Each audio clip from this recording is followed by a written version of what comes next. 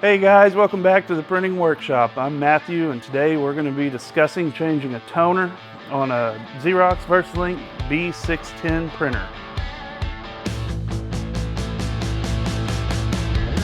First thing we're going to do is open the front cover by grabbing each side, pulling and popping it open.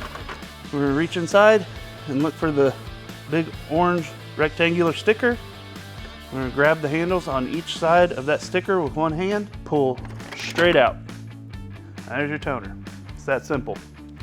Now going back in with the new toner, you're going to grab it by the handles, one hand, and there's two guides on each side that are going to ride the inside rails of the machine.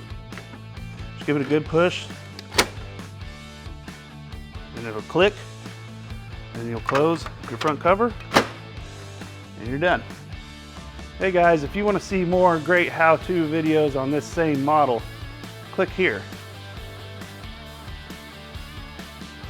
From all of us here at the Printing Workshop, we'd like to say thank you to our viewers. And if you'd like to see more of our content, please subscribe to our channel.